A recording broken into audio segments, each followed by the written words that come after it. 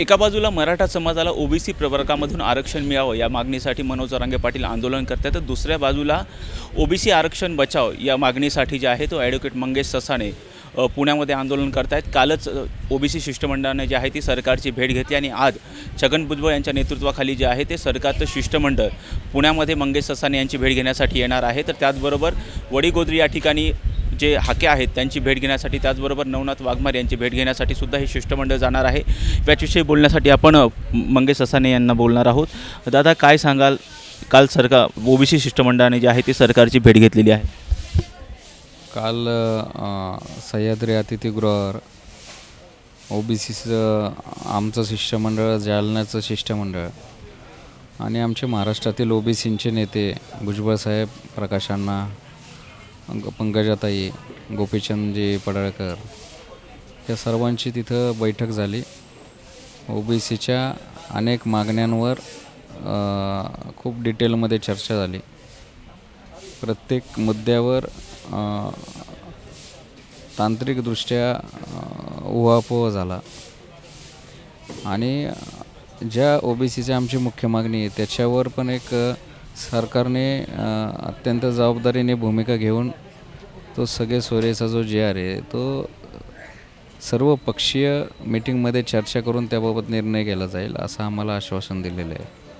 आणि बाकीच्या आमच्या ज्या मागण्या आहेत, आधार कार्ड लिंक करण्याच्या, जनगणनेच्या, हॉस्टेल्सच्या आणि ओबीसीच्या मंत्रिमंडळ उपसमिती करण्याच्या, ह्या सगळ्यावर सरकारने अत्यंत प्राधान्याने आणि सकारात्मकपणे आम्हाला हे केलेलं आहे, प्रतिसाद दिलेला आहे। आज सरकारचं शिष्टमंडळ त्यांचे त्यातलेच जे काय मुख्य मुद्दे आहेत, कसं कोणत्या मागण्यांवर कार्यवाही करणार याबाबत आमच्याशी चर्चा करायला येत आहे आणि आम्ही आशावादी आहोत सरकार आमच्या ज्या काय मागण्याबाबत खुलासा करेल। भाऊ, आपण बघतोय की मनोज जरांगे पाटील म्हणतात की आम्हाला जे आहे ते ओबीसी प्रवर्गामधूनच आरक्षण हवं आहे, त्यासाठी ते दंड थोपडत आहेत। मनोज जरांगे दंड थोपटतील, पट थोपटतील। मनोज जरांगेंचं आता झालं आहे असं की एक लाड पुरवला गेला की दुसरा लाड, दुसरा पुरवला की तिसरा, त्यांना ते भान राहिलेलं नाही आहे। त्यांना वाटतं प्रसिद्धी आणि भावनिक समाज झाल्यामुळं त्यांना जो जनमानसाचा सपोर्ट मिळाला आहे त्याच्यामध्ये मी काही करेल, कुणालाही वाकवल, कुणाचंही ओरबडून घेईल, कुणालाही बाजूला सारेल, कुणाबद्दलही काय बोलाल। तर ही लोकशाही आहे, संविधानिक मार्गाने चालणारं सरकार असतं। प्रत्येक गोष्टीला कुठंतरी अंत असतो। ओबीसींच्या सहनशीलतेचा अंत झालेला आहे, आता सरकारच्या पण सहनशीलतेचा अंत आपल्याला दिसून येते आणि आता त्यांचे, मला नाही वाटत आता सरकार त्यांचं काय ते लाड पुरवल। ते जे म्हणतात ते ओबीसीतनंच घेणार, ते उद्या म्हणतील आम्ही SC ST मधून घेऊ, उद्या म्हणतील ओबीसींना बाहेरच काढून टाका आरक्षणाच्या।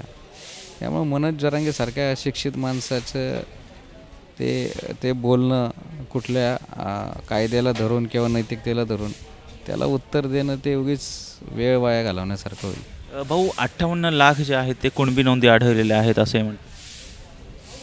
हो, 58 लाख त्या पहिल्यापासून, म्हणजे महाराष्ट्रामधल्या संपूर्ण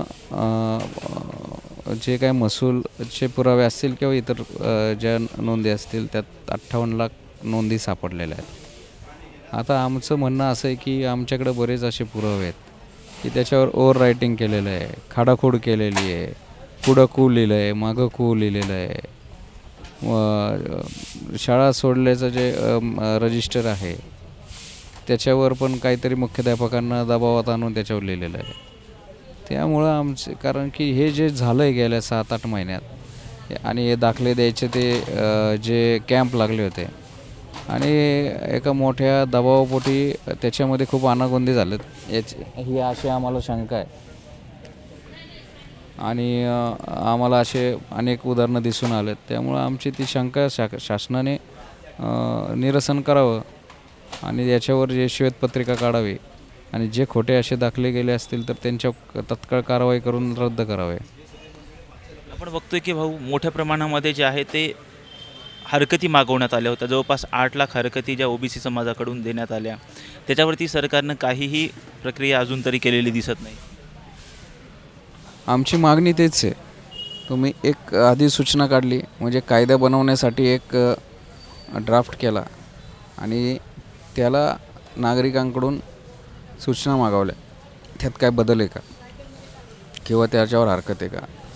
जवळजवळ 8 लाख हरकती आलेल्या आहेत.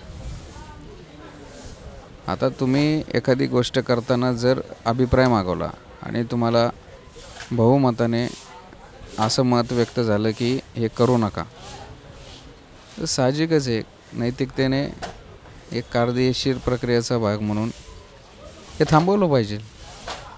तरी तुम्ही हे डावलून करणार. एकीकडे लाखो ओबीसींच्या भावना, त्यांचं मत, आणि इकडे मनोज जरांगेच्या उपोषणाचा दबाव, किंवा एकीकडे एक अशिक्षित माणूस की ज्याला भान राहिलेलं नाही आहे, तो मुख्यमंत्र्यांना अरेतुरे करतो, तो गृहमंत्र्यांना अरेतुरे करतो, तो नेत्यांना अरेतुरे करतो, तो उघड धमक्या देतो. बघू आता सरकार काय करते. आणि सरकारला ओबीसींचंच ऐकावं लागेल. ओबीसींचं नाही तर सरकारला कायद्याचं संविधानिक जबाबदारीचं भान ठेवून याच्याबाबत भूमिका घ्यावी लागेल. जसं तुम्ही म्हणताय की त्या सगळ्यांना अरतुरं करतायत, छगन भुजबळांचं राजकीय करिअर उद्ध्वस्त करू असंही ते काल म्हणाले. ज्या माणसाला 2 दिवस चालल्यानंतर तिसऱ्या दिवशी सलाईन लावायला लागतं, ज्या माणसाला तो ज्या गावात उपोषणाला होता त्या गावातनं त्याला उपोषणाला विरोध झाला, त्या ग्रामपंचायतीमध्ये त्याच्या विरुद्ध ठराव करून, ग्रामपंचायतीतल्या 5 विरुद्ध 5 असा ठराव करून त्याला तिथं विरोध केला, तरी पण दबाव टाकून तो तिथं बसला आहे.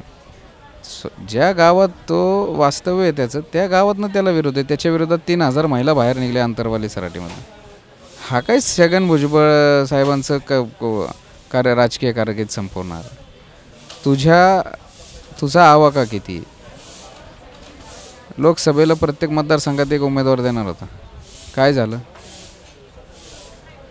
उमेदवारांकडून सुपाऱ्या घ्यायच्या, मग धनगर समाजाचे पडळकर, पंकजाताई मुंडे, इम्तियाज जलील यांना पाडायचं, जातीवाद करायचा, 50-50 बैठका घ्यायच्या.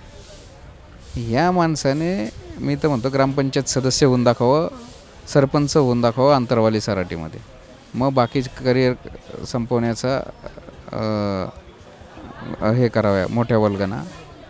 आणि भुजबळ साहेब हे लोकनेते, ते नगरसेवकापासून महापौरापासून आज लाखो ओबीसींच्या हक्कासाठी लढतात. देश पातळीवर त्यांना ओबीसीचे नेते म्हणून मान्यता आहे.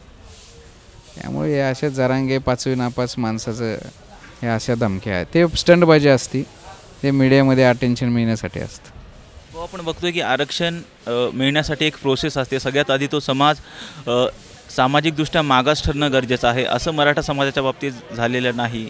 तरीसुद्धा त्यांना जे आहे ते सरकारने लाड पुरवले किंवा अशी सगळी प्रोसेस होते, त्यामुळे हे सगळं अंगलट आलं असं वाटतं. आता कसं आहे, कारभारी जर जाणता हुशार असेल तर ती वाटचाल योग्य ठिकाणी होते. मराठा समाजामध्ये अनेक विचारवंत, आरक्षण अभ्यासक, प्रवीण गायकवाड, राजेंद्र कुंडरे यांच्यासारखे आहेत. त्यांचा याच्यावर प्रचंड मोठा व्यासंग आहे. 2014-2018 मराठा समाजाला सामाजिक मागासले पण करण्याचा प्रयत्न झाले, पण ते फेटाळलं गेलं. अनेक आयोगांनी प्रयत्न केले, अनेक आयोगांनी फेटाळलं. त्यामुळं आता 2024मध्ये नव्याने परत सामाजिक मागास होणं हे अशक्य आहे. मग हे असं कुठले तरी JR आणायचे, मागच्या दाराने घुसायचं, त्याला आम्ही विरोध करणार. सरकार दबावाखाली काम करते असं वाटतं.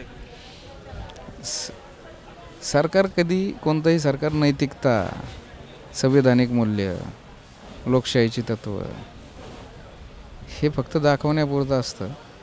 सरकार नेहमी डोकी मोजत असतं, समाजाची गणितं करत असतं. हे आपण भारतामध्ये बघतो आहे. आणि त्याच दबावामध्ये सरकारला वाटलं की आता या जरांगेंच्या मागं अशा आहेत आणि आपल्याला फटका नको.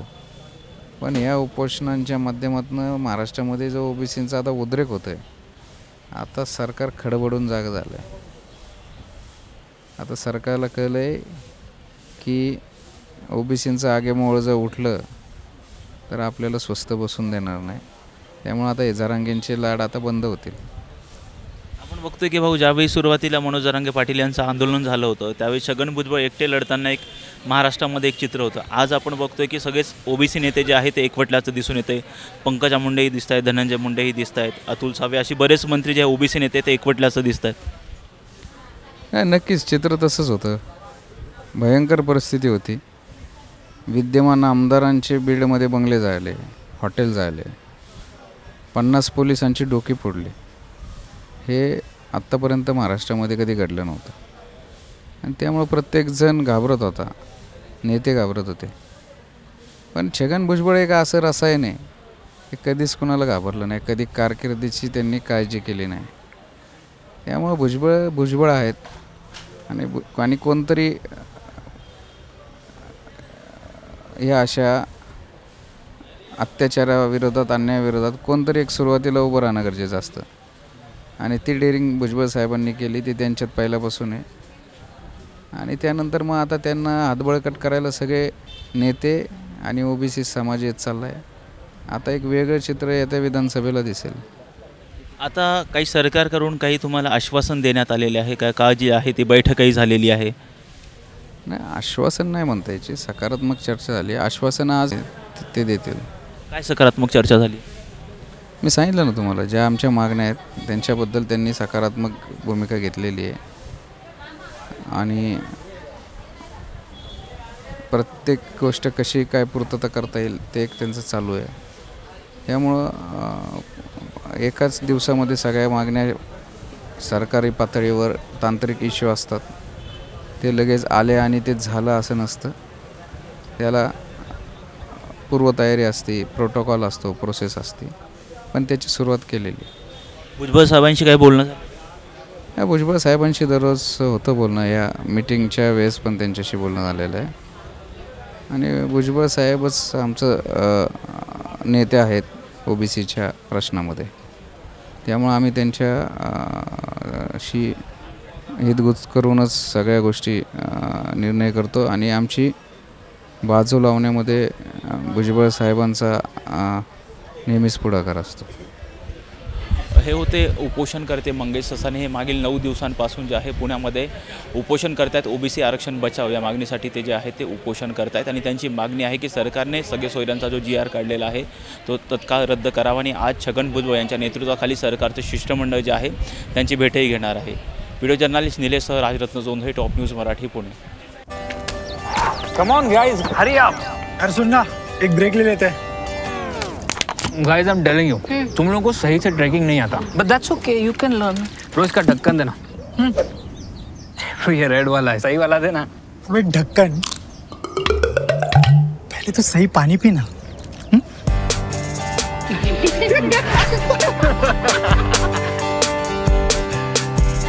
Manikchand Oxyrich, proudly Indian.